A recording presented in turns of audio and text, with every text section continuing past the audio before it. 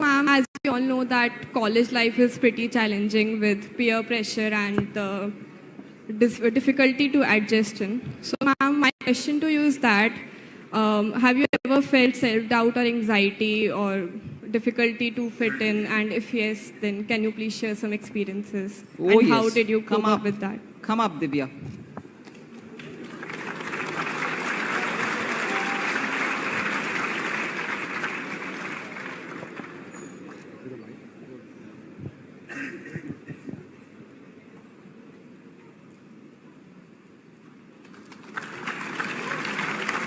This is not unique to Divya. And I'm sure there are at least 50 fellows sitting there who all want to ask that same question which Divya came to ask. It's not unique to Divya, it's not unique to anybody. And it's not unique only when you're a student. Even in politics, even if you're one of the senior leaders, I'm not talking about me. It can be anybody. That position where you feel left out, or you feel that you're not wanted, or you feel maybe no longer for me, never give up. There's no chance. You don't have to estimate for yourself, having come somewhere, that you're not meant to be there. Not at all. That's more a trial for you inside. It's a question for you, and you have to negotiate it.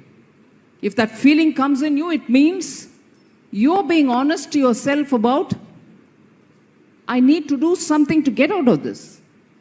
No one from outside will help you to do it, however much they are your well-wisher.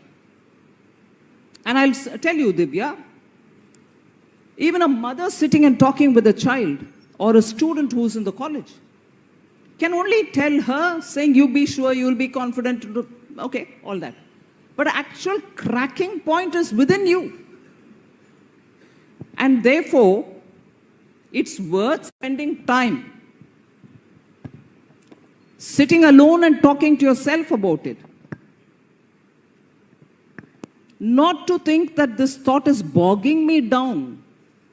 And if it is bogging you down, it is depressing you, go meet up with some people. And you don't want to be meeting up with some people, no harm. I'll tell you the brilliant thing to do. Take a good fresh air walk.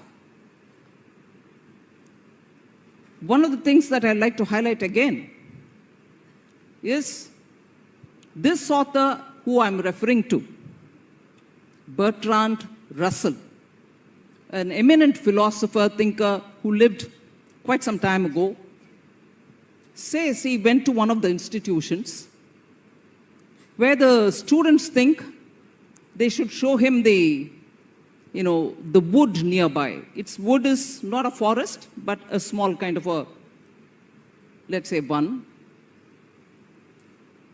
The students take him to walk there. All of them like it, he also likes it. And there were such a lot of flowers in that one. By chance, he just talked to one of them or two of them and asked her, oh, wonderful flower, what is it? Would you know the name? The enthusiasm with which the professor, Bertrand Russell, was taken for the walk into that wood, not one of them could name even the flower there. The point that I'm underlining here is you go for a good walk, you refresh yourself, but not to spend time. Spend it, but also cultivate interest for the things there. If only those students had spent time to know what are those flowers which are blooming and could have told him, saying, this is that flower, it belongs to this category, but its fragrance is brilliant, or it has a quality about it. Like, I'll give you one example. Sorry, do you want to go sit down? It's all right, huh? So, I'll give you one example. I'd always read so much about Kadamba flower, which in the Gangetic belt has a very big role. It also is very spiritually, a lot of qualities are attributed to the tree.